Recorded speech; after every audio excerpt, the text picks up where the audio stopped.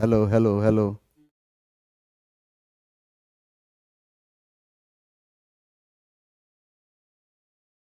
Hello hello.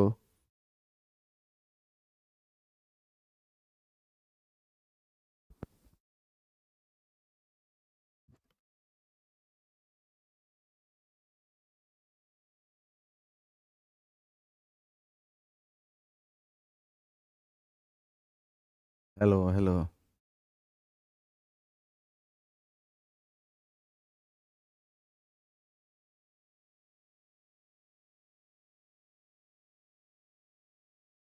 Hello hello. Hello. हाँ, ठीक है। तुम देखो कनी क्या हुआ।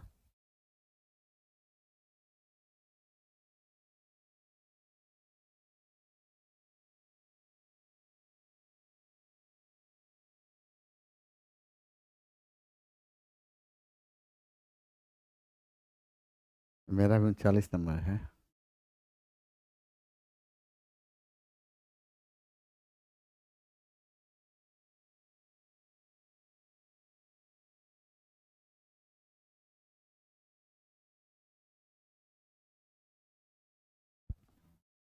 आपने बनाया?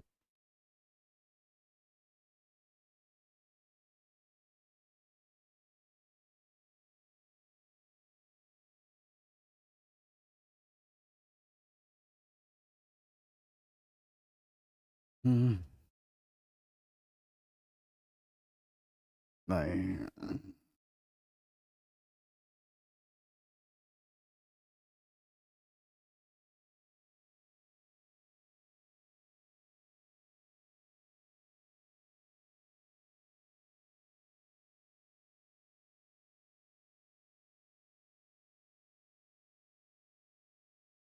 Hello hello hello.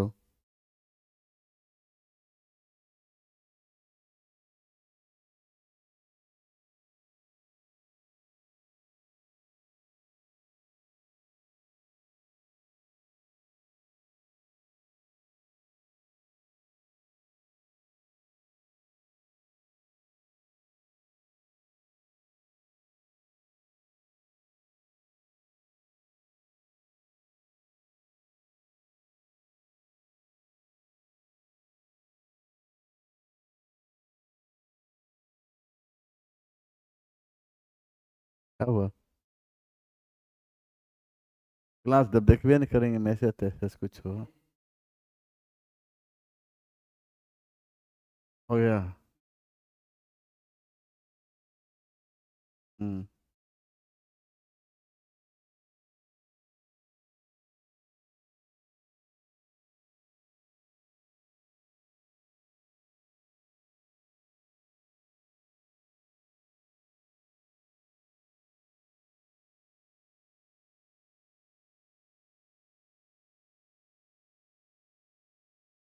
हम्म। हाँ, 45। हम्म।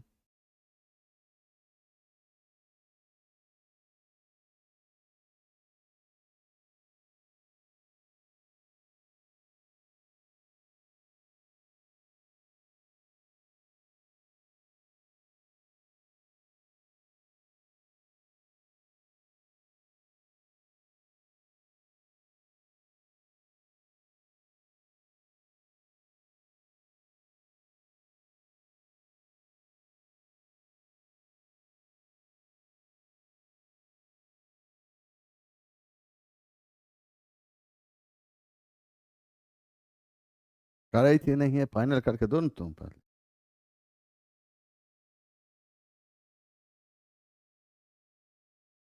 हो गया। हम्म। है। खाली व्यवस्था कर लो। हाँ, देखो जवान।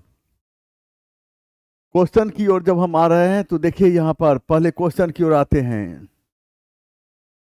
देखें कि निम्नलिखित यूरोपियनों में से कौन सा एक स्वतंत्रता पूर्व भारत में निम्नलिखित यूरोपियनों में से कौन सा एक स्वतंत्रता पूर्व भारत में व्यापारी के रूप में सबसे अंत में आया और उसका नाम था फ्रांसीसी। उसका नाम था फ्रांसीसी। हम देखते हैं कि फ्रांस के सम्राट लुई 14 में के अनुरोध पर फ्रांसीसी ईस्ट इंडिया कंपनी की स्थापना हुई थी और फ्रांसीसियों ने भारत में अपनी पहली व्यापारिक कोठी की स्थापना 1668 ईस्वी में सूरत में स्थापित की।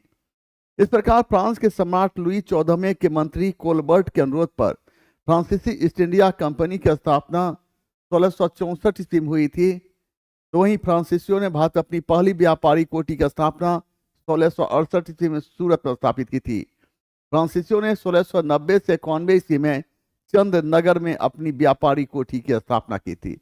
देखिए यहाँ पर फ्रांस के सम्राट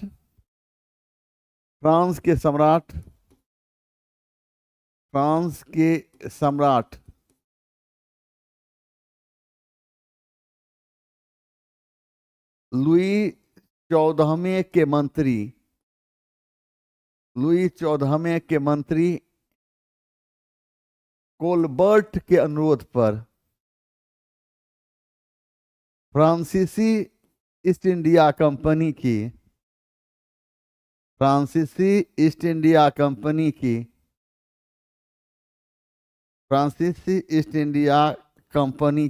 स्थापना हुई थी और फ्रांसीसी ईस्ट इंडिया कंपनी की स्थापना 1664 ईस्वी में हुई थी। फ्रांसीसियों ने भारत में अपनी पहली व्यापारिक कोठी की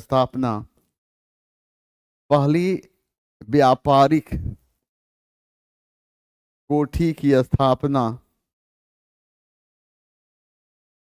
सूरत में की थी। कब? तो 1668 ईस्वी में। फ्रांसीसियों ने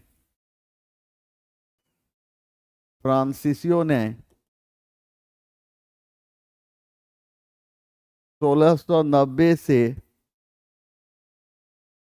1691 ईस्वी के दौरान चंद्रनगर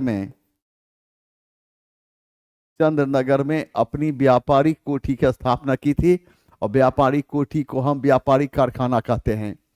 डच की बात करते हैं तो डच लोग नीदरलैंड के रहने वाले थे और नीदरलैंड को हम हॉलैंड के नाम जानते हैं। डचों भारत आने वाला पहला डच नागरिक कार्नेलिस जहाजमान था। यह 1595 से 1596 के दौरान भारत आया था। डचों ने भारत अपनी पहली व्यापारिक कोठी की स्थापना 1605 ईस्वी में मुसलीपट्टनम नामक स्थान पर स्थापित की। तो डचों ने पटना में अपनी व्यापारिक कोठी की स्थापना 1632 ईस्वी की थी। डच एवं अंग्रेजों के बीच 1759 ईस्वी में जो युद्ध हुई इसे हम बेदरा के युद्ध के नाम जानते हैं और बेदरा के युद्ध में अंग्रेजों ने डचों को पराजित किया। इस पराजय के साथ ही भारत से डच शक्ति का सफाया हो गया। अब देखें यहाँ पर डच लोग नीदरलैंड के रहने वाले थे और नीदरलैंड को हम क्या कहते हैं? नीदरलैंड को हम हॉलैंड के नाम से भी जानते हैं। हॉलैंड। भारत आने वाला पहला डच नागरिक कौन था? भारत आने वाला पहला डच नागरिक कार्नेलिस रहस्तमान था।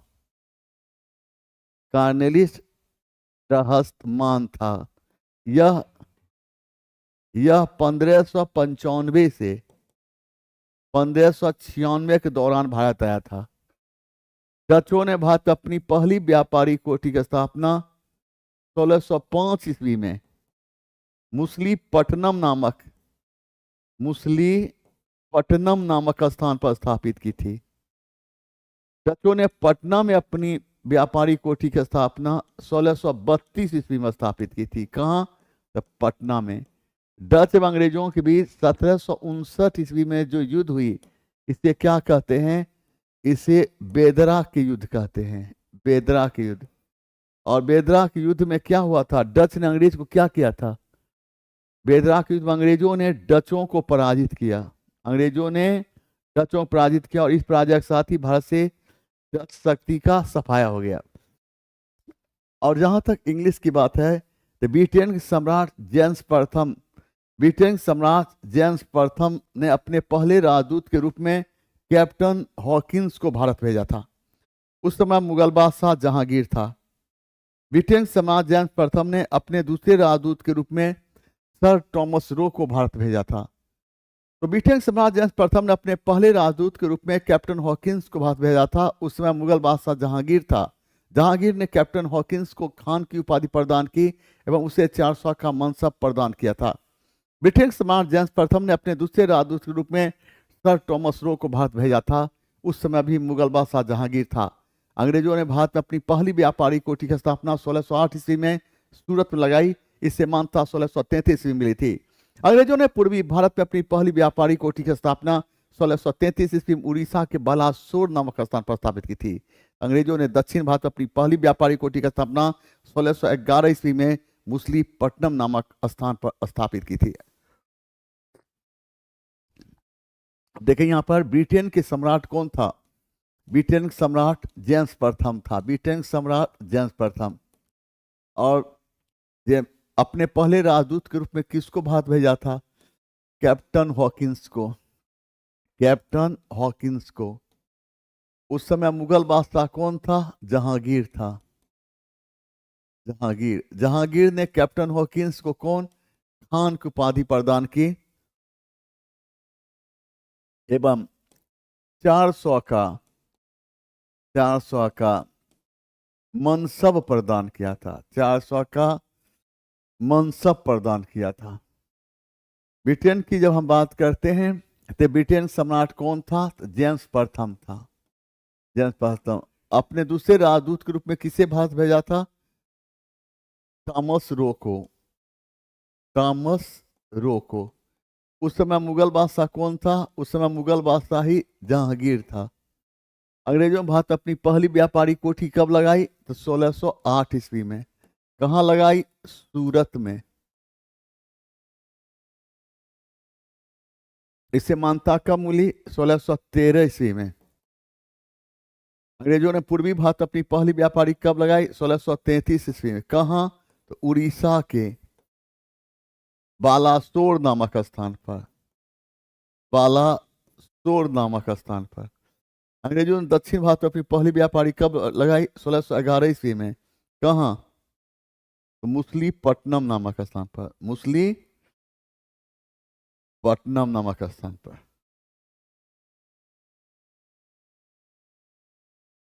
आइए अब देखिए कि नील विद्रोह की बात करते हैं। नील विद्रोह किसके बारे में था? यहाँ पर देखिए, रैयत नील की खेती नहीं करना चाहते रहे थे पर जबरदस्ती कार्रवाई की जा रही थी। यह गलत है। और रैयत नील की खेती करना चाह रहे थे पर उन्हें जबरदस्ती रोका जा रहा था। यह भी गलत है। रैयत नील की खेती नहीं करना चाह रहे थे पर उनसे एक अमान्य मूल्य पर जबरदस्ती कार्रवाई जा रही थी। सही आंसर इसका सी होगा। अब हम देखते हैं क्या है। अब यहां पर हम ये देखते हैं कि नील विद्रोह की बात करते हैं। नील विद्रोह का प्रारंभ बंगाल के नदिया जिले से हुआ था। नील विद्रोह का समय माना जाता है 1859 से 60 ईस्वी। और नील विद्रोह के प्रमुख नेता थे दिगंबर विश्वास एवं विष्णु विश्वास। और नील विद्रोह के विषय में हमें जानकारी दीनबंधु मित्र के बंगला नाटक नील दर्पण से नील की खेती करने वाले किसानों पर हुए अत्याचार का वर्णन मिलता है। अब देखिए यहाँ पर नील विद्रोह की बात करते हैं तो देखिए यहाँ पर नील विद्रोह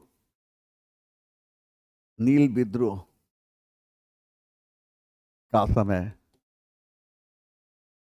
1859 से नील विद्रोह का समय माना जाता है 1859 से 1860 ईस्वी। नील विद्रोह का प्रारंभ कहाँ से हुआ था? तो बंगाल के नदिया जिले से। नील विद्रोह के प्रमुख नेता कौन थे? दिगंबर विश्वास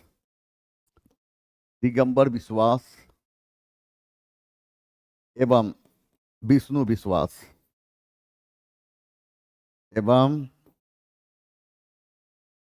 विष्णु विश्वास। देखिए यहाँ पर दीन बंधु मित्र की नाटक, दीन बंधु मित्र की नाटक, नाटक नील दर्पण से, नील दर्पण से, नील की खेती, नील की खेती करने वाले, करने वाले, करने वाले किसानों पर, किसानों पर हुए अत्याचार का, हुए अत्याचार का वर्णन मिलता है, वर्णन मिलता है। यहाँ पर ब्रह्म समाज के बारे में निम्नलिखित में से कौन सा एक सत्य नहीं है? और इसने वैदिक धर्म ग्रंथों को अमोघ समझा, गलत है। और इसने मूर्ति पूजा का विरोध किया, सही है। इसने एक ईश्वर की पूजा पर बल दिया, यह भी सही है। तो ब्रह्म समाज के बारे में कौन सा कथन सत्य नहीं है? इसका सही आंसर ए हो जाएगा। ब्रह्म समाज की जब हम बात करते हैं तो ब्रह्म समाज राजा राममोहन राय ने सर्वप्रथम 1815 ईस्वी में आत्मीय सभा की स्थापना की थी। राजा राममोहन राय ने 20 अगस्त 1828 ईस्वी को कलकत्ता में ब्रह्म समाज की स्थापना किया था और ब्रह्म समाज का घोषणा पत्र देवेंद्रनाथ टैगोर ने तैयार किया था। ब्रह्म समाज हिंदू धर्म में सुधार का पहला आंदोलन था जिसने तर्क पर आधारित हिंदू धर्म को परिभाषित करने का प्रयास किया था। और राजा राममोहन राय को भारतीय पुनर्जागरण का मसीहा, अग्रदूत, नव प्रातःकालीन तारा के नाम से भी जानते हैं। अब देखें यहाँ पर ब्रह्म समाज की स्थापना कब, तो ब्रह्म समाज की स्थापना कब हुआ था? 20 अगस्त। राजा राममोहन राय की बात करते हैं। राजा राममोहन, राजा राममोहन राय ने आत्मीय सभा की, आत्मीय सभा की स्थापना 1815 ईस्वी में किया था। 1815 ईस्वी में किया था। ब्रह्म समाज की स्थापना, ब्रह्म समाज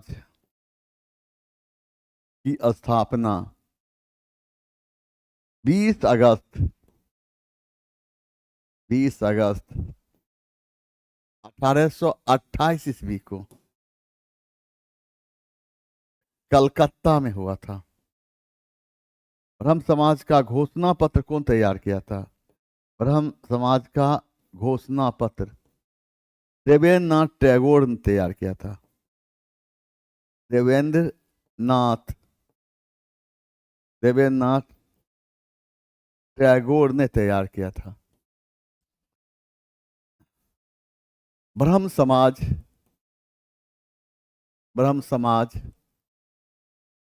हिंदू धर्म में, हिंदू धर्म में सुधार का, सुधार का पहला आंदोलन था, पहला आंदोलन था जिसने, जिसने तर्क पर आधारित, जिसने तर्क पर आधारित हिंदू धर्म को, हिंदू धर्म को परिभाषित करने का, हिंदू धर्म को परिभाषित करने का प्रयास किया था, प्रयास किया था। आइए अब देखते जाओ यहां पर क्या है। एशियाटिक सोसाइटी ऑफ बंगाल का संस्थापक कौन था? और इसका सही आंसर सर विलियम जोन्स। और sir William Jones Asiatic Society of Bengal की स्थापना कब किया था? तो 1784 ईस्वी में। जोनाथन डंकन ने कहा? तो बनारस में। बनारस में एक संस्कृत स्कूल की स्थापना की थी, एक संस्कृत स्कूल की स्थापना की। और कब किया था?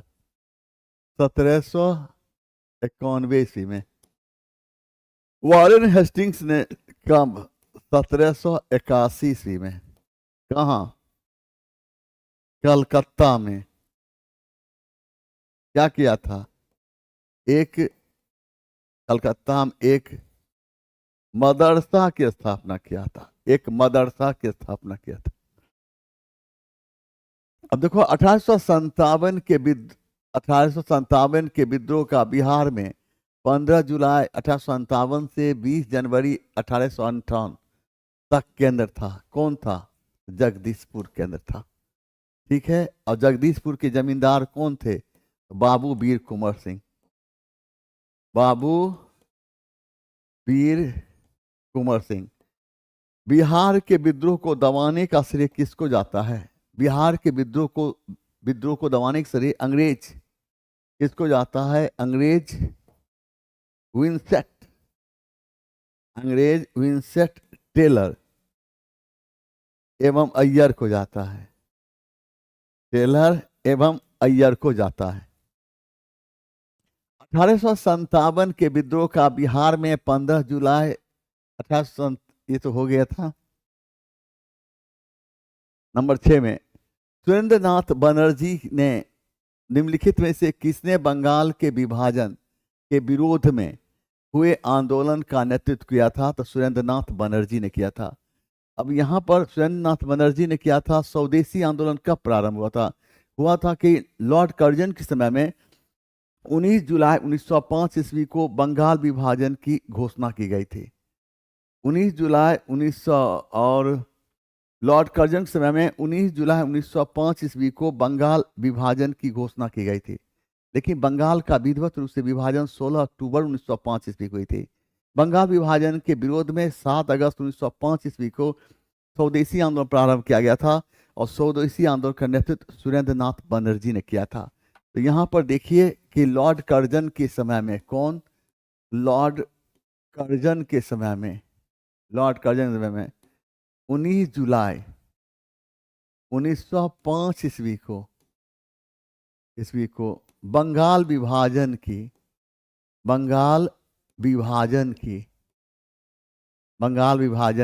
घोषणा की गई थी।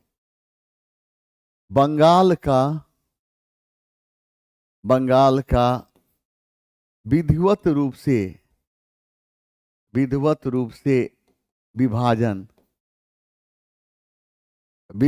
से विभाजन 16 अक्टूबर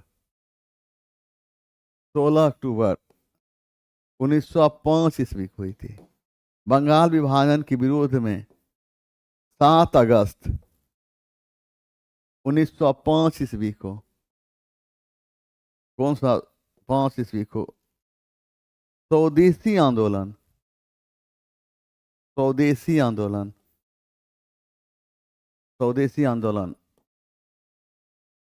चलाया गया था।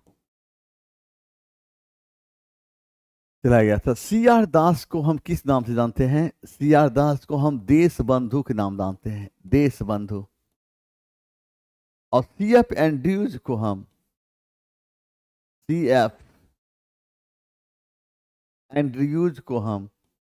किस नाम जानते हैं? दीन बंधु के नाम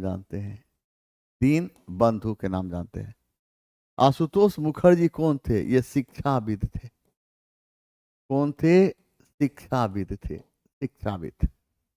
आइए यहां पर देखना है गदर पार्टी की स्थापना कहां पर हुई थी? तो कहां? संयुक्त राज्य अमेरिका। गदर पार्टी की स्थापना 1 नवंबर 1913 ईस्वी को अमेरिका के सैन फ्रांसिस्को में हुई थी। गदर पार्टी की स्थापना लाला हरदयाल ने किया था। लाला हरदयाल गदर पार्टी के सचिव स्वयं थे। अध्यक्ष सोहन सिंह भाकना को बनाया गया था। गदर पार्टी ने गदर नामक पत्रिका का प्रकाशन किया था। यह पत्रिका हिंदी, उर्दू, गुजराती एवं गुरुमुखी लिपि में प्रकाशित किया गया था। अब देख रहे हैं यहाँ पर गदर पार्टी की स्थापना कब हुई थी। गदर पार्टी की स्थापना कब हुई थी? 1 नवंबर 1 नवंबर 1913 ईस्वी को गदर पार्टी की स्थापना कहाँ हुआ था? अमेरिका के सैन फ्रांसिस्को में गदर पार्टी की स्थापना कौन किया था? लाला हरदयाल।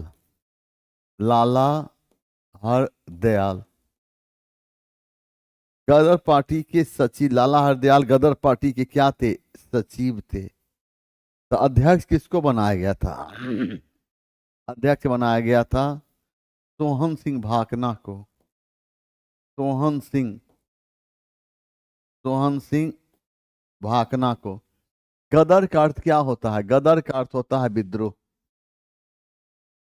गदर पार्टी ने गदर नामक पत्रिका का प्रकाशन किया था। कौन पत्रिका?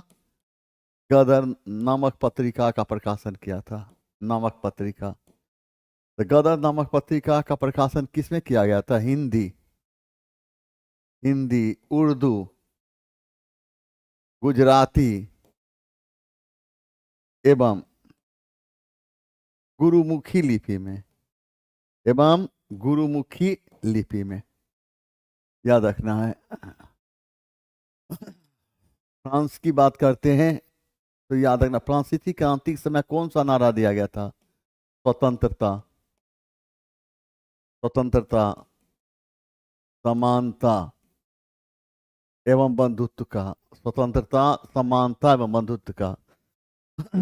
तो फिर जर्मनी की बात करते हैं तो याद रखना, जर्मनी की एकीकरण का श्रेय किसको जाता है? तो बिस्मार्क को जाता है। बिस्मार्क ने जर्मनी के एकीकरण के लिए कौन सी नीति का अपनाई? तो रक्त एवं लौह की नीति। रक्त एवं लौह। आइए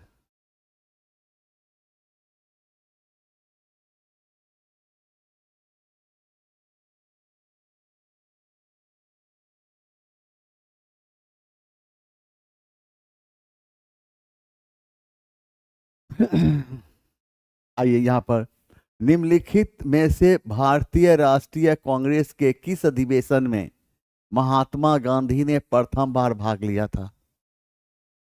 अच्छा, तो आपका नाम तो है नहीं, वरना हमें बड़ी खुशी होती कि मेरे जवान ने मेरे बारे में इतना कुछ सोच रहा है। जवान, अगर आप हमें जानते हैं तो फिर पता लगाइए, सहनसा पैसा के लिए आज तक कोई काम नहीं किया। और पता कीजिए या फ्रंट पर आकर देखिए, सहनसा पैसा के लिए कभी काम किया है? अगर हम कहीं भी पैसा के लिए काम किए हों, पैसा कमाने के उद्देश्य से, तो आप उदाहरण देकर हमें पेश कीजिए।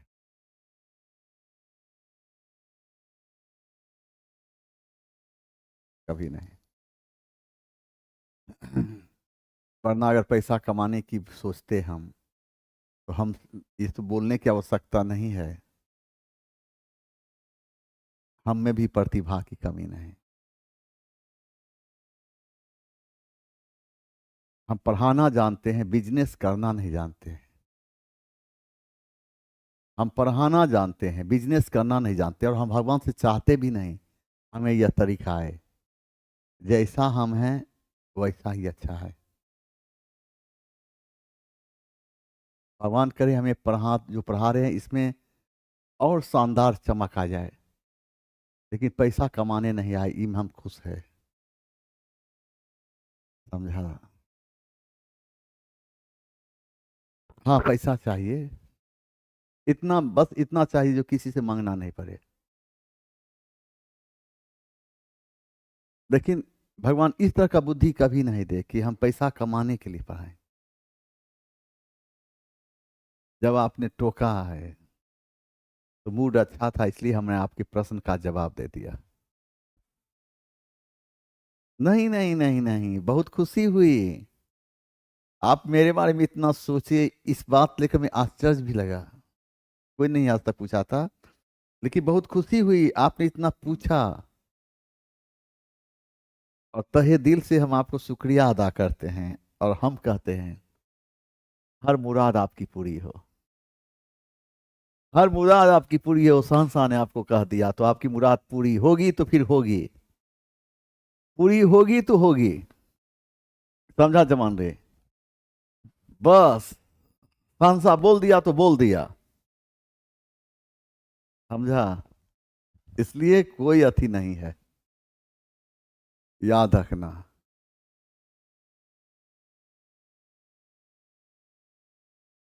तुम मेरे दिल में बसता है जवान रे। तुम्हारे लिए रात में जग रहे हैं, किसके लिए जग रहे हैं? रात में जार में रोड पर निकलने की किसी की हिम्मत नहीं हो सकती है, लेकिन हम किसके लिए आए हैं? आप ही लोगों के लिए आए हैं ना। हम आप मेरे बारे में इतना सोचते हैं, ये साधारण बात नहीं है। हम्म आइए अब देखिए, यहाँ पर क्वेश्चन बहुत अच्छा है।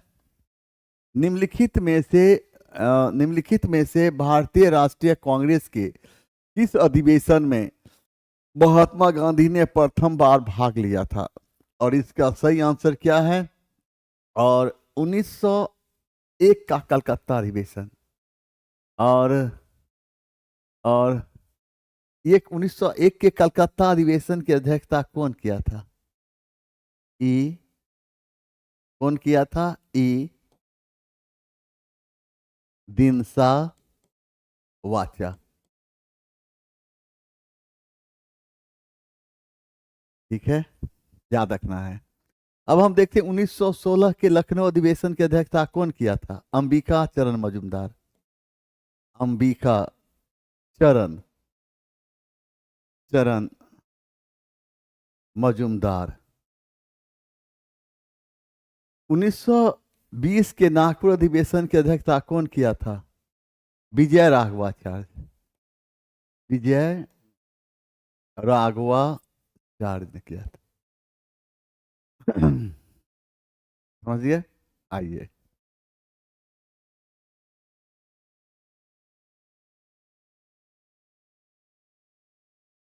गोर लागै छी सर। अहाँ कहाँ के? अहाँ मिथिला के छी? अहाँ मिथिला के छी? अच्छा अच्छा, बताओ मिथिला के की हाल छै? मिथिला के की हाल छै? की हाल छै?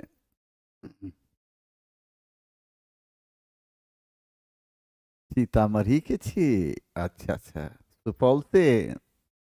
सुपौल से छी हाँ।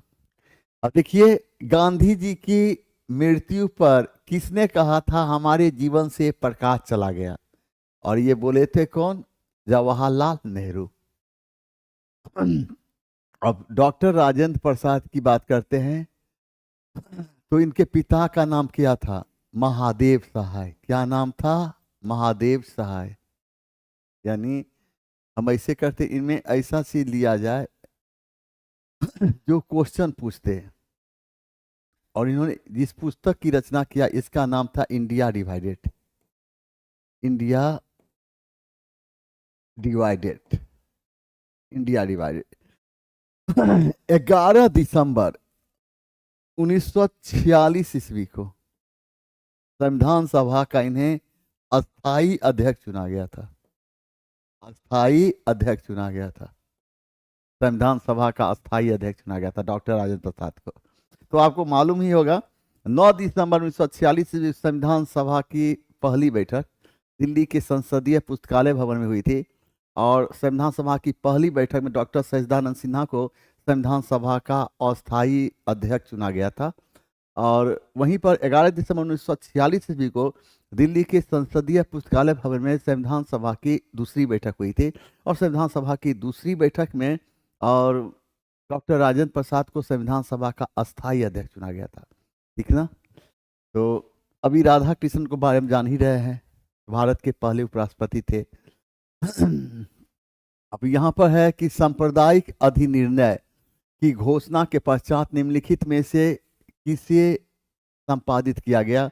और इनमें से कोई नहीं होगा, इनमें से कोई नहीं। सांप्रदायिक निर्वाचन की जब हम बात करते हैं तो हम देखते क्या है, ब्रिटेन के सम्राट रैमजे मैकडोनाल्ड, ब्रिटेन के सम्राट रैमजे मैकडोनाल्ड की बात करते हैं तो ब्रिटेन के, इसको जो हम बोलते हैं जरा सा गौर कीजिएगा, ब्रिटेन के सम्राट रैमजे मैकडोनाल्ड की बात करते हैं तो, और ब्रिटेन के प्रधानमंत्री रैमजे मैकडोनाल्ड ने 16 अगस्त 1932 ईस्वी को सांप्रदायिक निर्वाचन की घोषणा की थी। हाँ हाँ, आप सही बता रहे हैं, सही बता रहे हैं। 6 दिसंबर को संविधान सभा के गठन 9 को प्रथम बैठक, और यस, और 11 दिसंबर को दूसरी बैठक, ऐसे था। और सीमा जी जरा ऐसे था। संविधान सभा की पहली बैठक 9 दिसंबर 1946 ईस्वी को संविधान की बात करते हैं, जबकि ये संविधान का प्रश्न हो जाता है, इतिहास का नहीं होता है। तो कभी कभी हमें बोलने के लिए बाध्य कर दिया जाता है, तो फिर हम संविधान पर बोलना शुरू कर देते हैं। हम चाहते हैं दुनिया में इतिहास के अलावा और किसी नाम से ना जाने, लेकिन शायद दुनिया को मंजूर नहीं। संविधान सभा की पहली बैठक 9 दिसंबर 1946 ईस्वी को दिल्ली के संसदीय पुस्तकालय बाबर में हुई थी। संविधान सभा की पहली बैठक में डॉक्टर सच्चिदानंद सिन्हा को संविधान सभा का अस्थायी अध्यक्ष चुना गया था। तो संविधान सभा की दूसरी बैठक 11 दिसंबर 1946 ईस्वी को दिल्ली के संसदीय पुस्तकालय भवन में हुई थी, और इस बैठक में डॉक्टर राजेंद्र प्रसाद को संविधान सभा का अस्थायी अध्यक्ष चुना गया था। 13 दिसंबर 1946 ईस्वी को पंडित जवाहरलाल नेहरू ने संविधान सभा के समक्ष प्रस्तावना प्रस्तुत किया। प्रस्तावना को उद्देशिका के नाम जानते हैं। प्रस्तावना के पारित होते ही भारत में संविधान निर्माण की प्रक्रिया प्रारंभ हुई, और संविधान के निर्माण हेतु कुल 13 समिति बनाई गई थी, जिसमें सबसे अधिक प्रसिद्ध प्रारूप समिति थी, और प्रारूप समिति का अध्यक्ष डॉक्टर भीमराव अम्बेडकर को बनाया गया था। तो वहीं संविधान सभा का सलाहकार BN राव को बनाया गया। BN राव को हम बंसल राव के नाम से भी जानते हैं। 26 नवंबर 1949 को भारतीय संविधान को अंगीकृत, पारित और अधिनियमित किया गया, लेकिन इस तारीख को संविधान लागू नहीं हुआ। संविधान लागू हुआ था 26 जनवरी 1950 को। इस तिथि को हम परिवर्तन तिथि के नाम जानते हैं, क्योंकि इस तिथि को ही भारत को गणराज्य घोषित किया गया। गणराज्य का अर्थ होता है कि शासनाध्यक्ष का पद भारत में वंशानुगत नहीं होगा, बल्कि इस पद का चुनाव होगा। Lords of.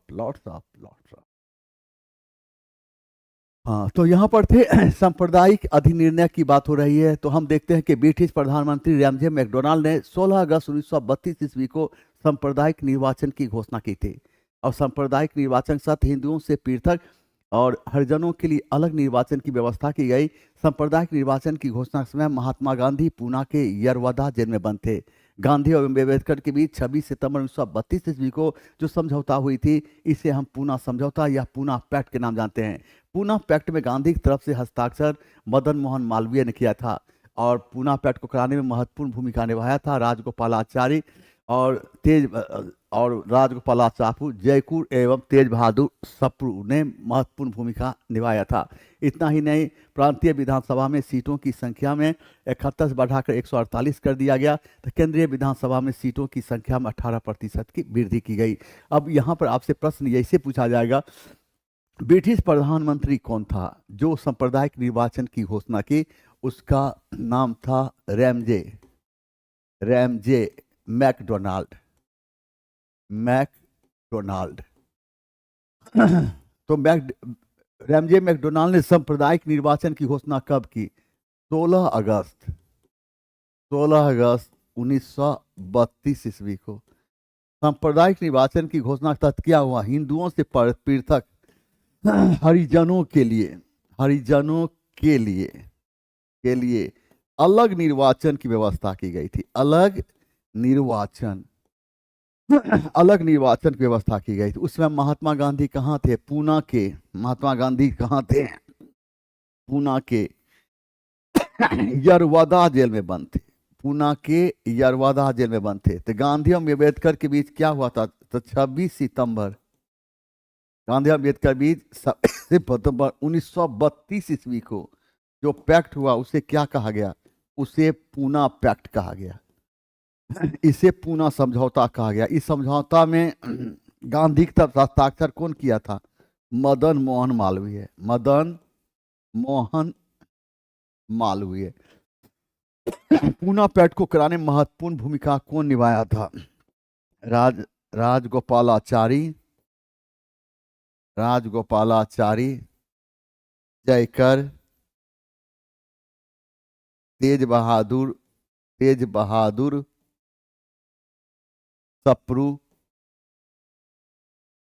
सप्रू और घनश्याम दास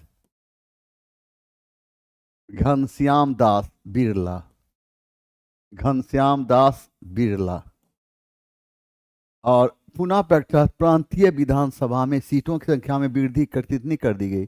71 से बढ़ाकर 148 कर दी गई। केंद्रीय विधानसभा में सीटों की संख्या में कितनी वृद्धि की गई? 18% की वृद्धि गई, 18%, है ना। आइए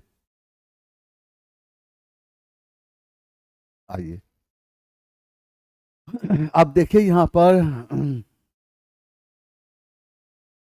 सर स्टेफोर्ड क्रिप्स की योजना में यह परिकल्पना थी कि द्वितीय विश्व युद्ध के बाद क्या होगा? द्वितीय विश्व युद्ध के बाद और भारत को डोमिनियन स्टेट दे देना चाहिए, डोमिनियन स्टेट। और इसका सही आंसर सी होगा। अब प्रश्न ये उभरता है, डोमिनियन स्टेट कहते किसको है? ब्रिटिश सत्ता के अधीन और स्वतंत्र सत्ता को। अब है कि क्रिप्स मिशन की बात करते हैं तो 23 मार्च 1942 ईस्वी को क्रिप्स मिशन भारत आया था। क्रिप्स मिशन को कांग्रेस एवं मुस्लिम लीग दोनों ने अस्वीकार कर दिया। क्रिप्स मिशन के बारे में गांधी ने कहा था, यह आगे की तारीख का चेक है जिसका बैंक नष्ट होने वाला है।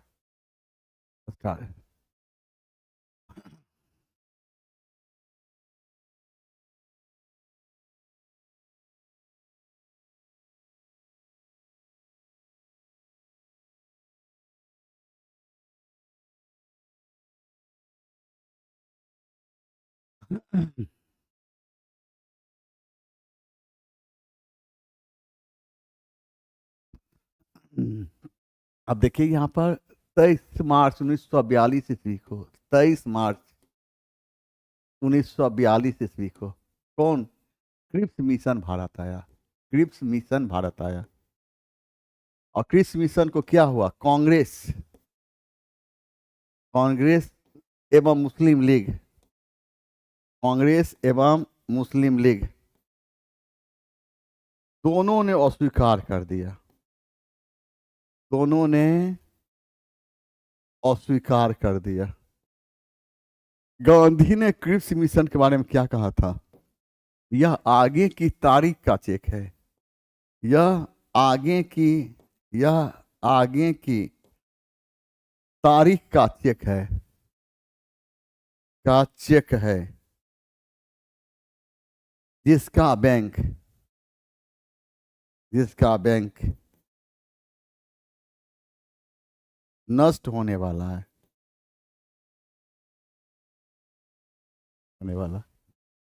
यह आगे की तारीख का चेक है और जिसका बैंक नष्ट होने वाला है।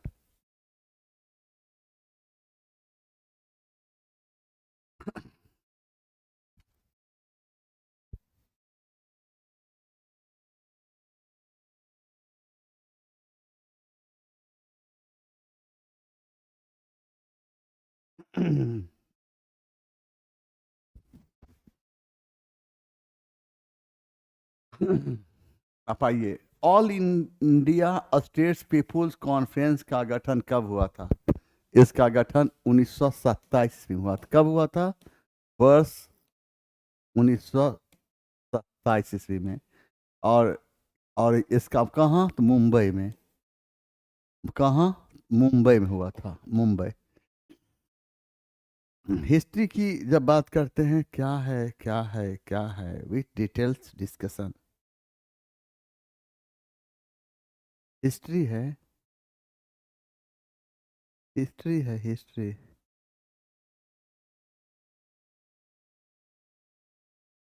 पसंद है लेना है, नहीं पसंद है नहीं लेना है।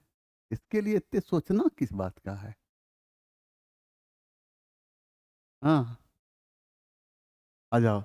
देखिए यहाँ पर मालविकाग्नि मित्रम में शुंगों को ब्राह्मण बताया गया है जो गोत्र से संबंधित है। कौन है? कश्यप। देखो, मालविकाग्नि मित्रम यह कालिदास की रचना है और इस पुस्तक से पुष्य शुंग के शासन काल में होने वाली घटनाओं के विषय में जानकारी मिलती है। नगमा परवीन कमेंट, हम हर कमेंट को पढ़ते हैं। हम ये जो बोर्ड पर होता है ना कमेंट, उसको तो अब क्या लगता है हम ऐसे पढ़ेंगे तब, ऐसे हम पीछे देखते हैं ना आगे, तो पीछे मेरा एक तीसरा कैमरा लगा हुआ है, हम वह भी देख लेते हैं। हमसे अगर पूछा जाए कि अभी ये पाकिस्तान का प्राइम मिनिस्टर क्या कर रहा है, तो वह भी हम देख रहे हैं। हमसे भी पूछा जाए तो हम तीनों त्रिलोक को देख रहे हैं। सांसा देखता है तो पाकिस्तान तक देख लेता है। तो कहने का मेरा मतलब ये है कि हम सारा चीज़ देखते हैं, लेकिन जो जवाब होने वाला चीज़ है उसे जवाब देंगे। अगर हम आपके कमेंट पढ़ने में अगर समय लगा देंगे तो फिर आपका डिस्कशन कौन कराएगा, ये बताइए, कौन कराएगा? हम्म? अब हम पानी पिएंगे नहीं, होगा तुम कसम खा लेंगे, तब तक पानी नहीं पिएंगे जब तक तुम लोगों को नौकरी नहीं होगी। मेरा मूड चढ़ेगा तुम कसम खा भी लेंगे, याद रखना इस बात को। हाँ, देखो यहाँ पर कालिदास की रचना, कालिदास कालिदास की रचना रचना माल विकाग्नि मित्रम, माल विकाग्नि मित्रम से पुष्यमित्र शुंग के, पुष्यमित्र शुंग के, पुष्यमित्र शुंग के शासन काल में, शासन काल में होने वाली घटनाओं के विषय में, घटनाओं के विषय में, के विषय में जानकारी मिलती है, जानकारी मिलती है। समझ गए?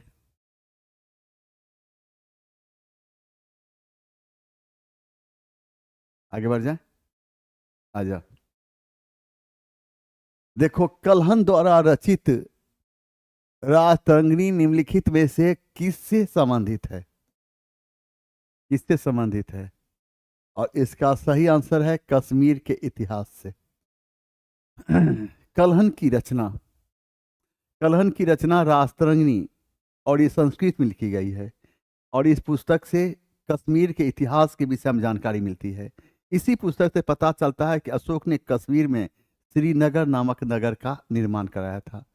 तो कलहन की रचना, देखो यहाँ पर कलहन की रचना राजतरंगिणी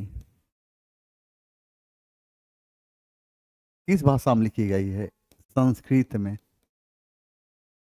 इस पुस्तक से किसके इतिहास के बारे में जानकारी मिलती है? कश्मीर के।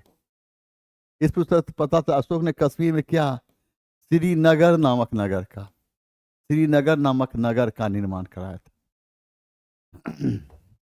यहाँ देखिए, खादानों की कृषि सर्वप्रथम प्रारंभ हुई थी कब?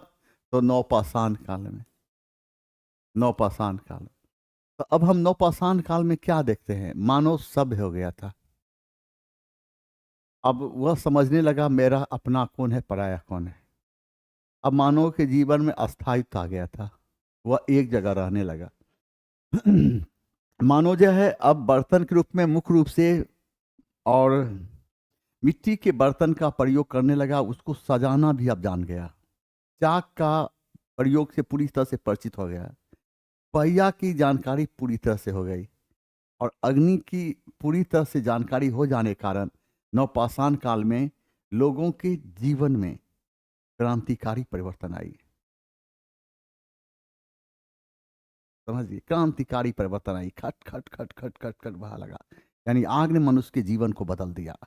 अब यहाँ पर देखते क्या है कि नवपाषाण काल में क्या हुआ था, लोगों के जीवन क्या आया? अस्थायित्व आया, अस्थायित्व आया। क्या आया? अस्थायित्व। दूसरा क्या आया? अस्थायित्व आया। तो अब मुख्य आधार क्या हो गया आर्थिक जीवन का? कृषि। अब क्या हुआ? चाक का आविष्कार हुआ, चाक का आविष्कार। आविष्कार। इस पर क्या हुआ, तरह तरह के मिट्टी के बर्तन बनने लगे, मिट्टी के बर्तन तरह तरह के बनने लगे। और पहिया का आविष्कार हुआ, पहिया। और यही पहिया का आविष्कार ने गाड़ी, इसी पहिया से गाड़ी का आविष्कार हुआ। और याद रखना है फिर क्या हुआ, अग्नि, अग्नि के प्रयोग से इंसान पूरी तरह से परिचित हो गया। अगर ये कोई कहता अग्नि आज का चीज है, नहीं ना, अग्नि तो शुरू से था ही। जब पत्थर से पत्थर टकराता था हथियार का तो आग छटकता था। तो कभी कभी इंसान पक जाता था, लेकिन उसे पता नहीं चलता था हम क्यों पके हैं। लेकिन धीरे धीरे इंसान जब पका ना, तो इससे देखा कि जो कच्चा मांस खा रहा है, यह अग्नि के द्वारा जला हुआ मांस खाते हैं, दोनों में टेस्ट में अंतर है। तब समझा अरे अग्नि क्या है। धीरे धीरे धीरे धीरे धीरे धीरे अग्नि तो बहुत पहले, जब से है धरती तब से, पूरा पाषाण काल में भी अग्नि का आविष्कार हो चुका था। लोग जानते, पत्थर पत्थर टकराता था तो आग निकलता था। लेकिन नव पाषाण काल आते आते इसकी उपयोगिता से पूरी तरह से इंसान परिचित हो गया। जब इंसान अग्नि की उपयोगिता से परिचित हुआ तो अब कच्चा नहीं, पका हुआ चीज खाने लगा। और इससे लोगों के जीवन में क्रांतिकारी बदलाव आया। अब देखिए यहाँ पर पूरा पाषाण काल, ये पूरा पाषाण काल में क्या था, मानव के जीवन में कोई अस्थायित्व नहीं था, कोई घर नहीं था, कहाँ से कहाँ, कहाँ से कहाँ चला जाता था। तो पूरा पाषाण काल में मानव जो है शिकार के लिए पत्थर के हथियार का प्रयोग करता था। पूरा पाषाण काल में मानव के जीवन शिकार पर पूरी तरह से आधारित था। इसलिए पूरा पाषाण काल को आखेट काल कहा गया। क्या कहा गया, आखेट काल, आखेट काल कहा गया, आखेट काल। और मध्य पाषाण काल में भी लोगों का जीवन जो था शिकार पर ही था। लेकिन पूरा पाषाण काल के तुलना में मध्य पाषाण काल में लोगों के जीवन में सभ्यता थोड़ी सी आ गई थी। और यह भी जीवन शिकार पर था। लेकिन पूरा पाषाण काल के तुलना में मध्य पाषाण काल में लोग धीरे धीरे थोड़ा सभ्य हो गए थे। अब देखते क्या है, प्राचीन काल में आर्यों के जीविकोपार्जन का मुख्य साधन था, क्या था, तो शिकार था। आर्य को याद रखना, ऋग्वैदिक काल के प्रारंभ में आर्यों का मुख्य व्यवसाय पशुपालन था। तो उत्तर वैदिक काल में कृषि हो गया। उस समय धन का आधार गाय थी। जिसके पास जितने गाय होते थे वह उतने धनवान होते थे। वैदिक सभ्यता एक ग्रामीण सभ्यता थी। वैदिक सभ्यता एक ग्रामीण सभ्यता थी। और राष्ट्र शब्द का प्रयोग सर्वप्रथम उत्तर वैदिक काल में हुआ, जो प्रांत का सूचक था। पूर्व दिशा को राज करने वाले राजा को सम्राट कहा जाता था। पश्चिम दिशा को राज करने वाले राजा को सौराष्ट्र कहा जाता था। उत्तर दिशा को राज करने वाले राजा को विराट कहा जाता था। दक्षिण दिशा को राज करने वाले राजा को भोज कहा जाता था। और चारों दिशाओं के राजा पर विजय प्राप्त करने वाले को एक राट कहा जाता था। यह सबसे शक्तिशाली होता था। तो अब हम ऋग्वैदिक काल के प्रारंभ में आर्यों का मुख्य व्यवसाय क्या था, तो शिकार था, शिकार। उत्तर वैदिक काल में आर्यों का मुख्य व्यवसाय क्या होगा, कृषि। उस समय धन का आधार क्या थी, गाय। वैदिक सभ्यता क्या थी, ग्रामीण सभ्यता थी। कैसी सभ्यता थी, ग्रामीण। तो राष्ट्र शब्द का सर्वप्रथम प्रयोग कब हुआ था, राष्ट्र शब्द का सर्वप्रथम प्रयोग किस काल में हुआ था, उत्तर वैदिक काल में, उत्तर वैदिक काल में, उत्तर वैदिक काल। और पूरब दिशा को राज करने वाले राजा को क्या कहा गया, पूरब दिशा की राज करने, पूरब दिशा को राज करने वाले राजा को सम्राट कहा गया, सम्राट। पश्चिम दिशा की ओर राज करने वाले राजा को क्या कहा, सौराष्ट्र, सौराष्ट्र। उत्तर दिशा की ओर राज करने वाले राजा को क्या कहा गया, विराट। दक्षिण दिशा की ओर राज करने वाले राजा को क्या कहा गया, भोज। एवं चारों दिशाओं के राजा को विजय प्राप्त करने वाले को एक राट कहा गया, एक राट कहा गया, एक राट कहा गया।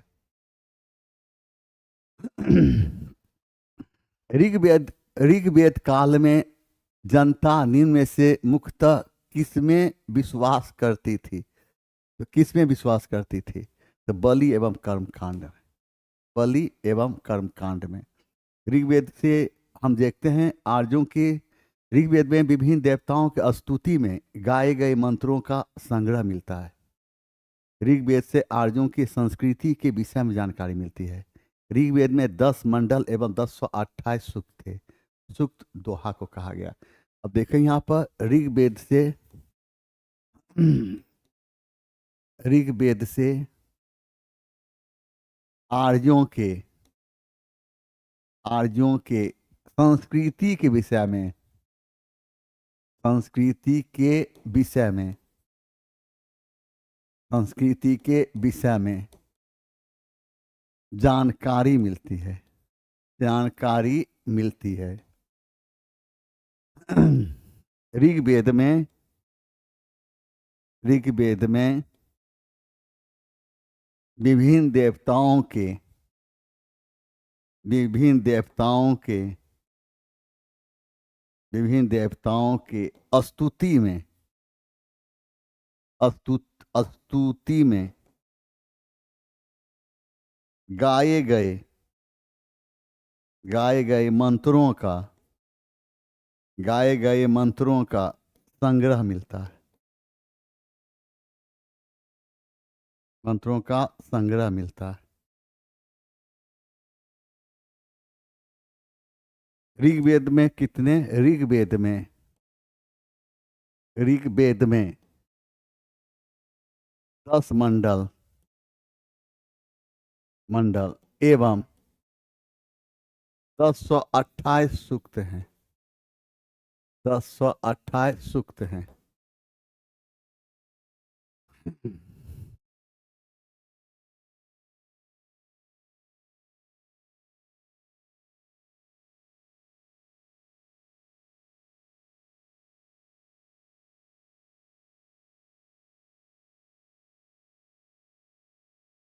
आ जाए यहाँ पर। यहाँ देखिए, वह स्तूप जो बुद्ध के जीवन की किसी घटनाओं से संबंधित नहीं है, वह स्तूप जो बुद्ध के जीवन की किसी घटनाओं से संबंधित नहीं है। तो अब क्या है, सारनाथ में क्या दिया था, बुद्ध अपने जीवन का और पहला उपदेश दिया, और इसे क्या कहा गया, धर्म चक्र परिवर्तन। क्या कहा गया, धर्म चक्र परिवर्तन कहा गया, ठीक ना। बुद्ध कितने वर्ष की अवस्था में घर त्याग किया था, तो 30 वर्ष, बुद्ध 29 वर्ष की अवस्था में घर त्याग किया। अब बुद्ध द्वारा घर त्याग करने की घटना को क्या कहते हैं, इसे हम महाभि निष्क्रमण कहते हैं, महाभि निष्क्रमण कहते हैं। बुद्ध की मृत्यु कितने वर्ष की अवस्था में हुई थी, तो 80 वर्ष की अवस्था में, और इसे हम क्या कहते हैं, महापरि निर्वाण के नाम जानते हैं। क्या कहते हैं, महापरिनिर्वाण। कुशीनगर में बुद्ध की क्या हुई थी, तो मृत्यु हुई थी, मृत्यु हुई थी कुशीनगर में। और ये कुशीनगर कहाँ पड़ता है, उत्तर प्रदेश पड़ता है। आइए यहाँ पर सांची, इसका सही आंसर होगा बी, सांची, मध्य प्रदेश स्थित, मध्य प्रदेश स्थित, मध्य प्रदेश स्थित, मध्य प्रदेश स्थित सांची का बौद्ध स्तूप, सांची का बौद्ध स्तूप, बौद्ध स्तूप भारत में सबसे बड़ा, भारत में सबसे बड़ा बौद्ध स्तूप माना जाता है, बौद्ध स्तूप माना जाता है।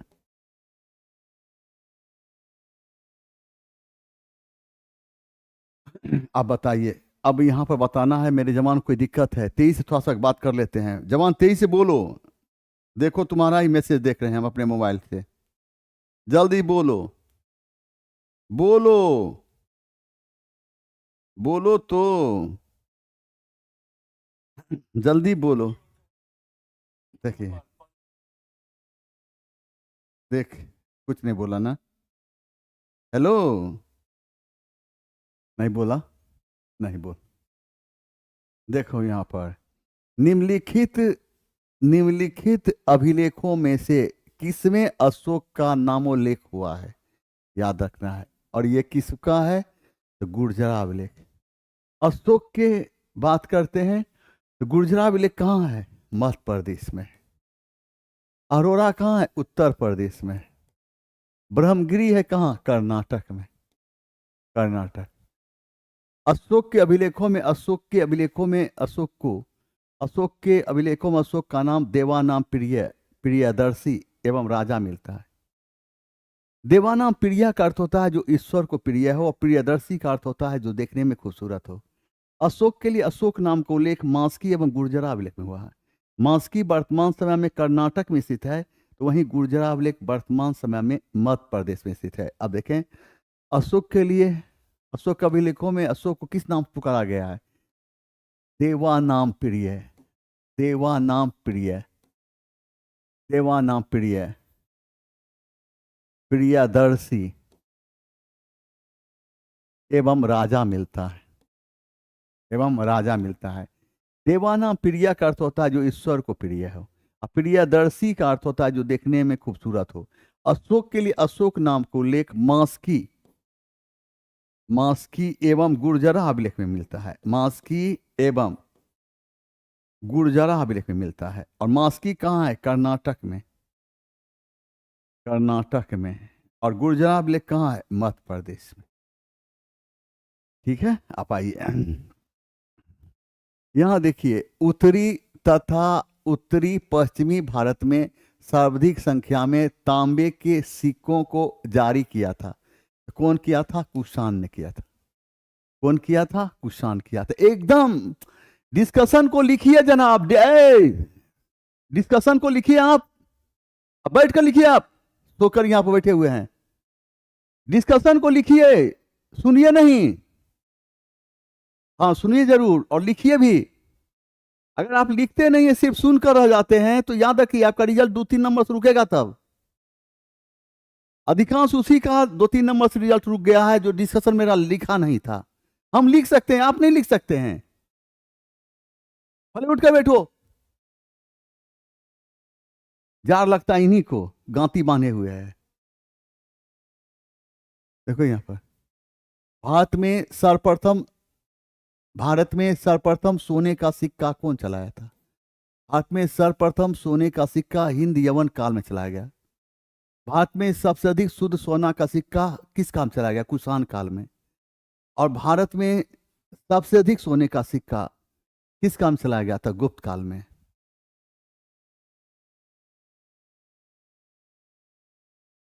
तो आइए यहां पर, भारत में सर्वप्रथम सोने का सिक्का किस काम चलाया गया? तो गुप्त काल में, गुप्त काल में। भारत में सबसे अधिक शुद्ध सोना का सिक्का, सबसे अधिक शुद्ध सोना का सिक्का, सबसे अधिक शुद्ध सोना का सिक्का किस काल में? कुषाण काल में। और सबसे अधिक सोना का सिक्का, सबसे अधिक सोना का सिक्का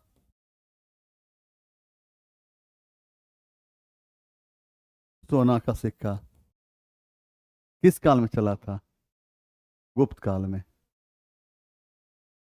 भारत में सर्वप्रथम सोना का सिक्का किस काल में? सर्वप्रथम सोना का सिक्का चला था हिंद यवन काल में, हिंद यवन काल में। सबसे अधिक शुद्ध सोना का सिक्का किस काल में? कुषाण काल में। सबसे अधिक सोना का सिक्का किस काल में? गुप्त काल में, गुप्त काल में। और शक शासकों में सबसे प्रसिद्ध शक शाखा था भारतीय साहित्य में सीथियन को, भारतीय साहित्य में सीथियन को किस नाम से पुकारा गया है? शक के नाम से। और शक शासकों में सबसे प्रसिद्ध शक राजा कौन था? तो रुद्रदामन प्रथम था। कौन था? रुद्रदामन प्रथम था, रुद्रदामन प्रथम था, रुद्रदामन प्रथम था। गुड नाइट नहीं पढ़ो, गुड नाइट पढ़िए चुपचाप, गुड नाइट करते हैं। अकबर की लोकप्रियता के कारण थे, क्या था? इसकी लोकप्रियता का कारण था मनसबदारी पर था। नंबर 2 धार्मिक नीति, नंबर 3 भू राजस्व व्यवस्था, नंबर 4 सामाजिक सुधार। इसमें 1, 2, 3 और 4, 1, 2, 3, 4 किसी में है नहीं ना? उपर्युक्त में से एक से अधिक हो जाएगा।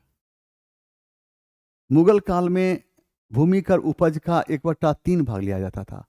शाहजहां के समय में उपज का 1/2 भाग लिया जाने लगा। मुगल काल में भूमि कर अमल गुजार नामक अधिकारी वसूल करता था। याद रखना, एक क्वेश्चन यहाँ से टच करेगा। मुगल काल में भूमि कर कितना था? मुगल काल में भूमि कर उपज का 1/3 भाग। शाहजहां के समय में कितना लिया गया? उपज का 1/2 भाग। और भूमि कर कौन? अमल गुजार नामक, अमल गुजार नामक, अमल गुजार नामक अधिकारी वसूल करता था। देखो यहाँ पर निम्नलिखित में से कौन सी युग मुगल एवं मराठा कालीन युद्ध वर्ष से सुमेलित है? चौसा का युद्ध कब हुआ था? तो चौसा का युद्ध कब हुआ था? तो नहीं, ये चौसा का युद्ध हुआ था 26 जून, 26 जून 1539 ईस्वी। इस युद्ध में कौन? शेरशाह, शेरशाह किसको पराजित किया था? तो हुमायूं को पराजित किया था। किसको? हुमायूं को। अब देखिए यहाँ पर कन्नौज का युद्ध कब हुआ था? तो कन्नौज का युद्ध हुआ था 17 मई, 17 मई 1540 ईस्वी। और कन्नौज इस युद्ध में कौन? शेरशाह, शेरशाह किसको पराजित किया था? हुमायूं को पराजित किया था। आइए, हल्दी घाटी का युद्ध पूछ रहा है कौन सुमेलित है? तो इसका सही आंसर सी होगा। हल्दी घाटी का युद्ध कब हुआ था? 18 जून, 18 जून 1576 ईस्वी। और इस युद्ध में कौन, इस युद्ध में कौन मुगल सेना ने, मुगल सेना किसको? मेवाड़ के शासक, मेवाड़ के शासक महाराणा प्रताप को, महाराणा प्रताप को पराजित किया था। महाराणा प्रताप पराजित। मुगल सेना का नेतृत्व कौन किया था? मान सिंह। कौन किया था? मान सिंह, मान सिंह एवं आसफ खां, मान सिंह एवं आसफ खां, एवं आसफ खां। क्लियर? देखिए यहाँ पर फतेहपुर सीकरी का इबादत खाना क्या है? यह राज परिवार के प्रयोग के लिए मस्जिद। गलत है। अकबर का निजी प्रार्थना कक्ष, ये गलत है। वह भवन जिसमें विभिन्न धर्मों के विद्वानों के साथ साथ अकबर चर्चा करता था। और सही आंसर है। याद रखना है, इबादत खाना को हम प्रार्थना गृह के नाम जानते हैं। और इसकी स्थापना फतेहपुर सीकरी में 1575 ईस्वी में किया गया था। इस इबादत खाना में विभिन्न धर्मों के मानने वाले विद्वान शामिल होते थे और धार्मिक प्रश्न पर वाद विवाद किया करते थे। जो सही होता था उसे अपनाते थे। आप यहाँ देखिए, अब देखो यहाँ पर इबादत खाना की स्थापना कब हुई थी? 1575 ईस्वी में। इसे हम किस नाम जानते हैं? इबादत खाना को, इबादत खाना को किस नाम जानते हैं? इसे हम प्रार्थना गृह के नाम जानते हैं, प्रार्थना गृह के नाम जानते हैं। और इसमें विभिन्न धर्मों के मानने वाले विद्वान शामिल होते थे, धार्मिक प्रश्न पर वाद विवाद किया करते थे और जो सही होता था उसे अपनाते थे।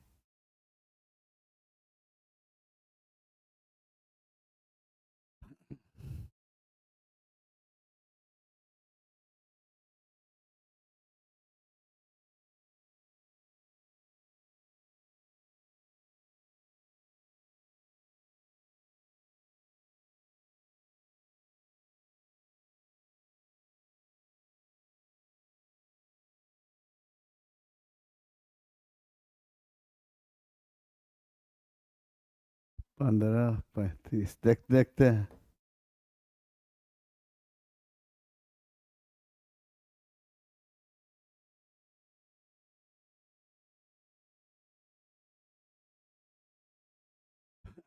नौ प्रशांत काल। आइए,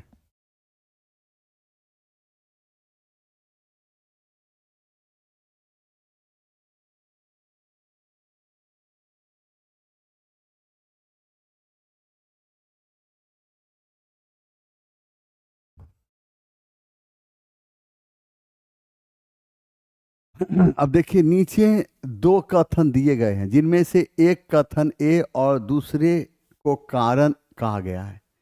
बाबर ने बाबरनामा तुर्की में लिखा, ये सही है। तुर्की मुगल दरबार की राजभाषा थी, गलत है। मुगल काल की राजभाषा फारसी थी। क्या थी? फारसी। तो ए सही है, आर गलत है। ए सही है पर आर गलत है। बाबर को बाग बगीचे का बहुत शौक था, इसलिए बाबर को उपवनों का राजकुमार एवं मालियों का मुकुट कहा गया। उपवनों का राजकुमार एवं मालियों का मुकुट कहा गया। 35 पर हम आए हैं, जो हल्ला मचाए हुए हो। तेरी की सेम है तो क्या हो गया? सेम है तो रहने दो, क्वेश्चन है सेम।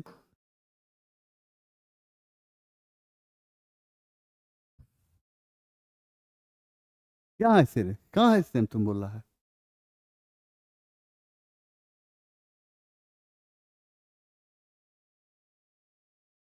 कहाँ है यहाँ पर? सेम है तो क्वेश्चन क्या हुआ? समय बर्बाद करने से क्या फायदा है?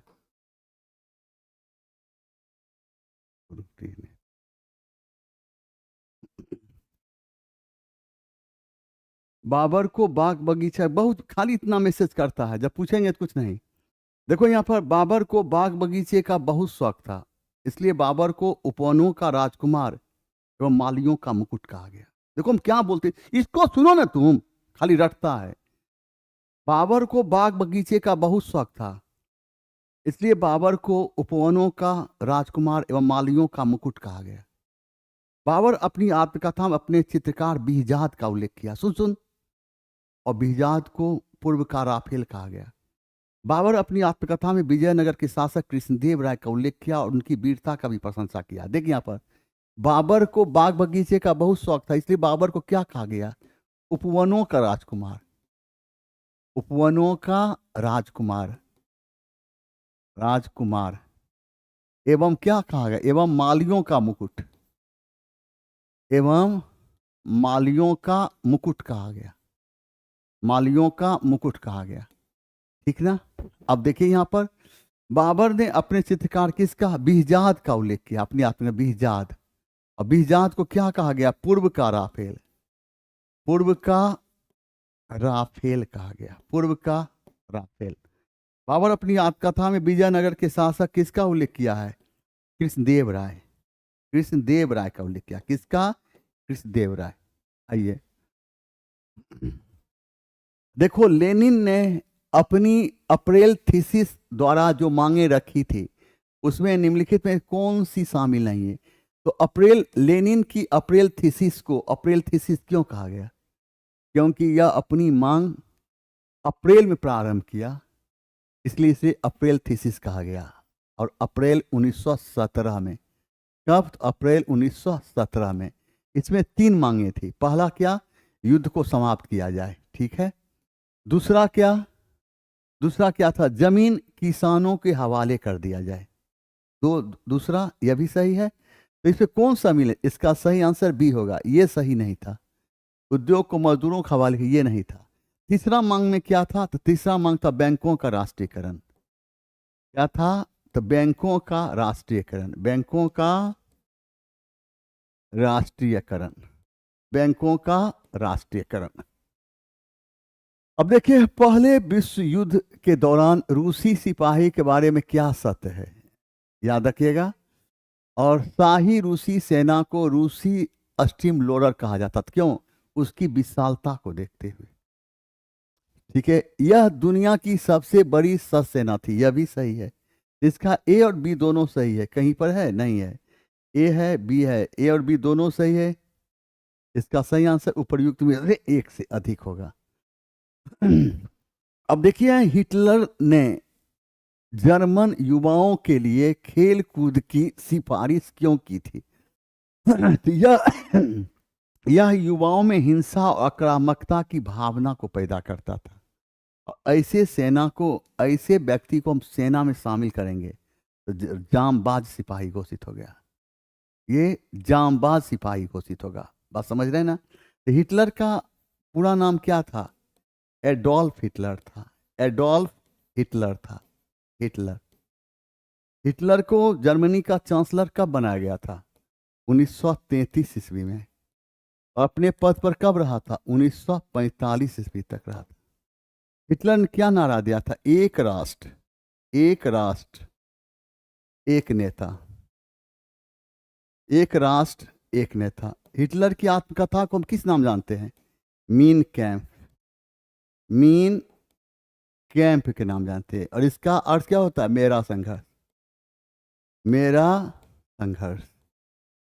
क्या होता है? मेरा संघर्ष। अब देखो, SST प्लस GS, इसको देखना है और ये काम का है तो इसे लेना है। अब देखिए, जर्मनी में मित्र राष्ट्रों के सामने समर्पण कब किया? तो मई 1945 की। याद रखना है, जर्मनी की बात करते हैं। जर्मनी के में पूछेगा वर्साय की संधि। अरे कैसा ये अकाभागा टाइप के आदमी है, इतने मैसेज किया जाता है। 35 नंबर क्वेश्चन पाएंगे तब उसे देखेंगे। 100 से लिखे मैसेज पे डाला, ग्रुप डी का है ये, पक्का ग्रुप डी वाला होगा ये। मैसेज पे मैसेज डाल रहा है। पहली बार पढ़ रहा है क्या हमसे तुम? 35 पढ़ाएंगे तब देखेंगे। मैसेज पे मैसेज डाले हुए ग्रुप डी कहीं का।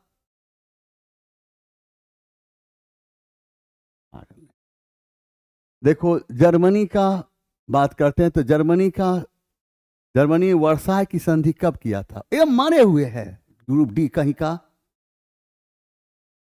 देखो, वर्साय की संधि कब हुई थी? 28 जून 1919 ईस्वी को। और इस संधि के तहत क्या हुआ था? और वर्साय की संधि जर्मनी की धरती के साथ अपमानजनक संधि थी। और इस संधि के साथ क्या हुआ? इस संधि के तहत हुआ क्या कि जर्मनी की सेना को भंग कर दिया गया, उसके कल कारखाने को बर्बाद कर दिया गया, खजाने को लूट लिया गया। एक तरह से जर्मनी की धरती को विकलांग विकलांग कर दिया गया। और वर्साय की संधि के तहत ही प्रथम विश्व युद्ध की समाप्ति हुई थी। और कहा जाता है कि वर्साय की संधि में ही द्वितीय विश्व युद्ध के बीज छिपे हुए थे, हल्ला मचाए हुए हैं। अमेरिकी स्वतंत्रता संग्राम में किस वर्ग में महत्वपूर्ण भूमिका निभाई थी? और इसका सही आंसर है मध्यम वर्ग। कोई भी क्रांति मध्यम वर्ग के कारण ही होता है। कोई भी क्रांति मध्यम वर्ग के कारण ही होता है। अमेरिका के, देखो यहां पर सुनो, इस डायरेक्ट ये पूछेगा तुमको। अमेरिका के मूल निवासी को रेड इंडियन कहा गया। याद रखना, रेड इंडियन कौन? अमेरिका के मूल निवासी को रेड इंडियन कहा गया। अमेरिकी स्वतंत्रता संग्राम का समय है 1775 से 1783। और अमेरिकी स्वतंत्रता संग्राम के समय पहला युद्ध 19 अप्रैल 1775 ईस्वी को हुई थी। अमेरिकी स्वतंत्रता संग्राम समय अमेरिका में ब्रिटेन के 13 उपनिवेश थे और 13 उपनिवेश को आज़ादी मिली थी। आज़ादी घोषणा 4 अप्रैल 1776 ईस्वी की गई थी। अमेरिकी स्वतंत्रता संग्राम का नायक जॉर्ज वाशिंगटन था। और जॉर्ज वाशिंगटन को क्या कहा गया? तो जॉर्ज वाशिंगटन को अमेरिका का पहला राष्ट्रपति बनाया गया था। और अमेरिकी स्वतंत्रता संग्राम के समय नारा दिया गया था, प्रतिनिधित्व नहीं तो कर नहीं। अमेरिकी स्वतंत्रता संग्राम की समाप्ति जिस संधि के तहत हुई थी उसे हम पेरिस की संधि के नाम से जानते हैं। और ये संधि 1783 में हुई थी। समझिए बात। अब यहां पर देखिए, अमेरिकी स्वतंत्रता संग्राम एकदम एकदम देखो, एक क्वेश्चन पूछेगा, यहां पर गलत नहीं करना है, गलत नहीं करना है। अब देखिए, यहां पर पूछेगा कि अमेरिका के मूल निवासी को क्या कहा गया? Red Indian, red Indian, Indian. इतना नहीं लिखना है अमेरिका के मूल निवासी को क्या कहा गया, सिर्फ लिखो अमेरिका के मूल निवासी, लाइन खींच दो रेड इंडियन। पूरा नहीं लिखना है अमेरिका के मूल निवासी को रेड इंडियन, ऐसा नहीं करना है। डिस्कशन शॉर्ट में लिखा जाता है, रेड इंडियन लिख देना है, मूल निवासी, अमेरिका के मूल निवासी। अमेरिकी स्वतंत्रता संग्राम समय 1775 से 1783 ईस्वी, बस ऐसे लिखना शॉर्ट में, ठीक ना। अमेरिकी स्वतंत्रता संग्राम के समय पूछेगा नारा क्या दिया गया था? प्रतिनिधित्व नहीं तो, प्रतिनिधित्व नहीं तो, प्रतिनिधित्व नहीं तो, नहीं तो कर नहीं, कर नहीं, बस अमेरिकी स्वतंत्रता संग्राम देखकर लाइन खींच देना है, प्रतिनिधित्व नहीं तो कर नहीं, समझ आएंगे आप नारा है। अमेरिकी स्वतंत्रता संग्राम के समय अमेरिका में ब्रिटेन के कितने उपनिवेश थे? 13 उपनिवेश। 13 उपनिवेश। और 13 उपनिवेश को आजादी की घोषणा कब हुई थी? 4 जुलाई 1776 ईस्वी। 4 जुलाई 1776 ईस्वी। अमेरिकी स्वतंत्रता संग्राम के समय पहला युद्ध कब हुआ था? 19 अप्रैल 19 अप्रैल और 1775 ईस्वी। अब पूछेगा कि अमेरिकी स्वतंत्रता संग्राम का नेतृत्व किसने किया था? George Washington. George Washington. पूछेगा अमेरिकी स्वतंत्रता संग्राम का तत्कालिक कारण क्या था? तत्कालिक कारण, तो तत्कालिक कारण क्या था? तो क्या था तत्कालिक कारण? बोस्टन टी पार्टी की घटना। टी पार्टी की घटना। बस बोस्टन टी पार्टी घटना लाइन खींचकर तत्कालिक लिखना है, कारण नहीं, इतने लंबा नहीं लिखा जाता है। और ये घटना कब हुई? 1773 ईस्वी में। 1773 ईस्वी में। और अमेरिकी स्वतंत्रता संग्राम की समाप्ति किस संधि के तहत हुई? पेरिस की संधि। पेरिस की संधि कब हुई थी? तो पेरिस की संधि 1776 इसको कर दें। और पेरिस की संधि और पेरिस की संधि कब हुई? 1783 ईस्वी। अब देखो, अमेरिका के मूल निवासी को रेड इंडियन कहा गया। अमेरिकी स्वतंत्रता संग्राम का समय क्या है? तो 1775 से 1783 ईस्वी। नारा क्या दिया गया था? प्रतिनिधित्व नहीं तो कर नहीं। और अमेरिकी स्वतंत्रता संग्राम के समय अमेरिका में ब्रिटेन कितने उपनिवेश थे? तो कितने उपनिवेश थे? 13 उपनिवेश थे। और इस 13 उपनिवेश को आज़ादी की घोषणा कब हुई? 4 जुलाई 1776 ईस्वी को। अमेरिकी स्वतंत्रता संग्राम के समय पहला युद्ध कब हुआ था? 19 अप्रैल 1776 ईस्वी को। और अमेरिकी स्वतंत्रता संग्राम के नेतृत्व कौन किया? George Washington. अमेरिकी स्वतंत्रता संग्राम के नायक कौन थे? बोस्टन टी पार्टी की घटना। अमेरिकी स्वतंत्रता संग्राम की जो बोस्टन टी पार्टी घटना कब हुई? 1773 ईस्वी में। और इसकी समाप्ति किस? पेरिस की संधि। और इस संधि कब? 1783 ईस्वी में। अब देखो, किस संधि द्वारा स्वतंत्र यूनान राष्ट्र का उदय हुआ था? देखते जाओ, किस संधि के द्वारा स्वतंत्र यूनान राष्ट्र का उदय हुआ था? यह था कुस्तुनतुनिया की संधि। ठीक ना? अब यहां पर पूछेगा कि कुस्तुनतुनिया की संधि कब हुई थी? 1832 ईस्वी में। 1832 ईस्वी। ठीक है। अब वियना की संधि कब हुई थी? 1815 ईस्वी में। और वियना की संधि के तहत क्या था? उद्देश्य क्या था? किसी संधि का उद्देश्य होता है ना। उद्देश्य क्या था? उद्देश्य था क्या कि यूरोप में शांति स्थापित करना। यूरोप में शांति स्थापित करना था। शांति स्थापित। और ये एड्रियानोपुल की संधि कब हुई थी? 1829 ईस्वी में। और ये किसके बीच हुई थी? किस? रूस एवं तुर्की के बीच। रूस एवं तुर्की के बीच।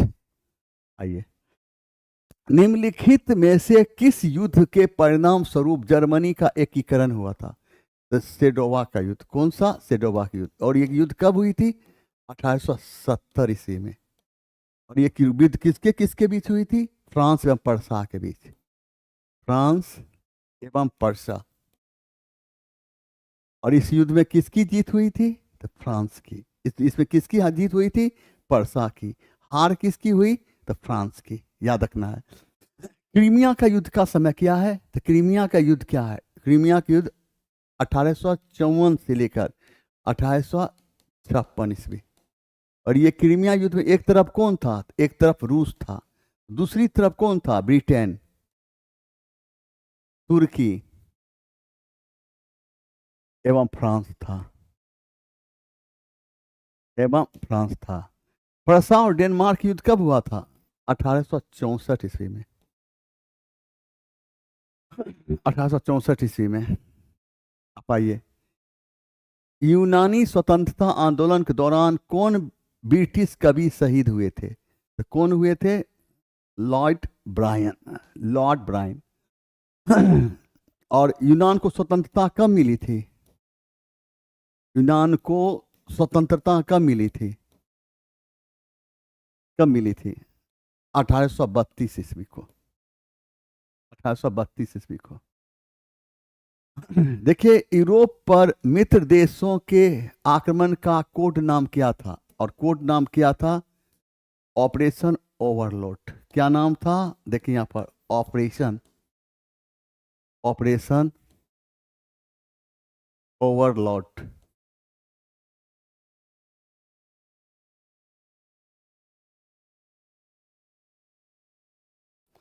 निम्न में कौन गुमास्तों से संबंधित है? कंपनी के पर्यवेक्षक। गुमास्ता का काम क्या था? गुमास्ता का काम था निर्मित वस्तुओं का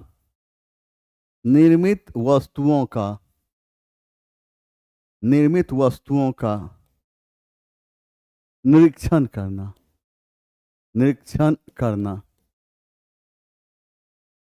अब देखिए यहाँ पर सुरक्षा परिषद में अस्थायी सदस्यों की संख्या कितनी है? सुरक्षा परिषद में अस्थायी सदस्यों की संख्या कितनी है? 10। सुरक्षा परिषद में कितने सदस्य? अस्थायी सदस्य कितने होते हैं? अस्थायी 5 होते हैं। अस्थायी कितने हैं? 10 होते हैं। सुरक्षा परिषद में अस्थायी सदस्य में कौन कौन होता है? अमेरिका, फ्रांस, इंग्लैंड, रूस, चीन। 1 2 3 4 5 अस्थायी 5 देश हैं। सुरक्षा परिषद को क्या कहा गया है? सुरक्षा परिषद को दुनिया का पुलिसमैन कहा गया। सुरक्षा परिषद को दुनिया का पुलिसमैन क्यों कहा गया?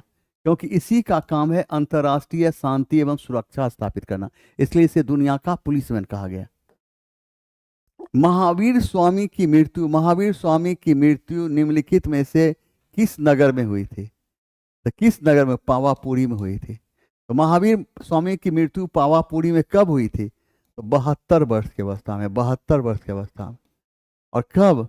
तो 468 ईस्वी पूर्व में। 468 ईस्वी पूर्व में। आइए देखिए, हर चरित्र नामक पुस्तक किसने लिखा था? तो बाणभट्ट। कौन लिखा? बाणभट्ट। कालिदास की रचना का क्या नाम है? अभिज्ञान शाकुंतलम।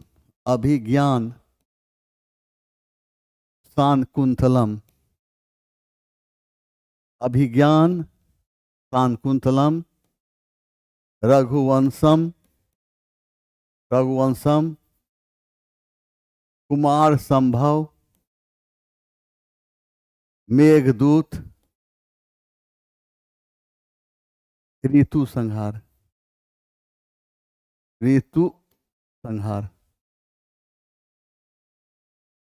विष्णु शर्मा की रचना का क्या नाम है? पंचतंत्र।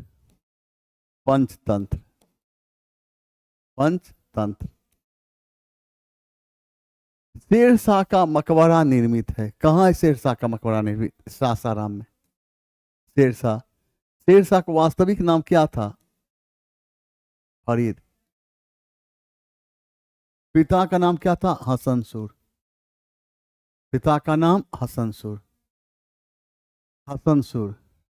शेरशाह ने सोने का जो सिक्का चलाया उसे हम क्या कहते हैं? मोहर कहते हैं। तांबा का जो सिक्का चलाया उसे क्या कहते हैं? दाम। चांदी जो सिक्का चला उसे हम रुपया के नाम जानते हैं। और रुपया नामक सिक्का चला में शेरशाह पहला शासक था। बिहार के किस जिले में जेल कैदियों ने नंगी हड़ताल की थी? और उसका सही आंसर है छपरा जेल। और ये नंगी हड़ताल जो किया था किस आंदोलन समय में? तो अभिनय अवज्ञा आंदोलन के समय में। और विदेशी कपड़ा पहनने से इनकार कर दिया और कहा कि हम स्वदेशी कपड़ा पहनेंगे, लेकिन अंग्रेज देते थे विदेशी कपड़ा पहनने के लिए। इसलिए इसने कपड़ा पहनने से इनकार कर दिया। और ये बातें हुई थी 100 दिन अभिज्ञान उस समय, और ये घटना हुई थी छपरा के जेल में। देखिए यहाँ पर किस किसान आंदोलन के नेता ने बिहार के हर जिला में सत्याग्रह शुरू करने की अनुशंसा की थी? उपर्युक्त में से कोई नहीं। और ये स्वामी कौन थे? स्वामी सहजानंद सरस्वती।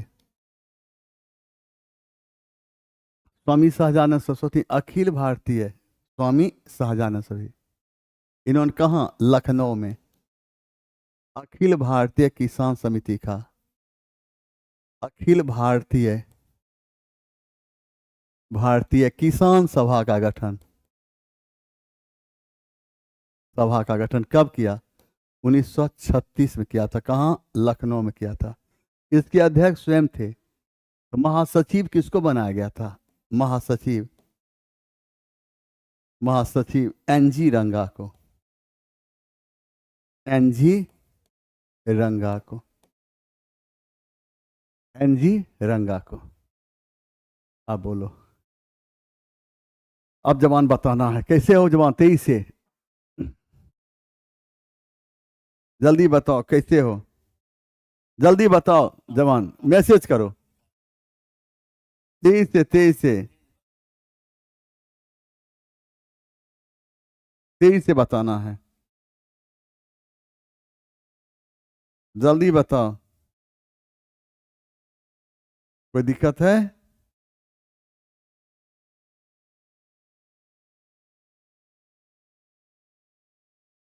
जल्दी बोलो। हमारी भी इच्छा है, टेस्ट हो ही जानी चाहिए थी, लेकिन इधर सुर सार को एक बार जैसा खुद मिल के बात कर लेना है। मेरे पास टाइम रहता है नहीं ज़्यादा, हम क्लास में ही मेरा समय बीतता है, तो सारा डिसीजन तो नहीं ले पाते हैं। आप डेली क्लास आते ही हैं, तो एक बार पूछ लेना है और पूछ के बताना है। हम तो तैयार हैं ही जवान। जो इंसान रात में आपके लिए ले सकता है तो वो दिन क्या चीज़ है? जो आपके लिए रात में खड़ा हो सकता है वह दिन क्या चीज़ है? एक ही रिक्वेस्ट है, एक जब भी पढ़िए तो उसे लिखिए जरूर। लिखेंगे तभी अच्छा रहेगा, ठीक ना? और हम चलें। सहसा जाते जाते कहता है दिल की गहराइयों से, ए सबा खैर।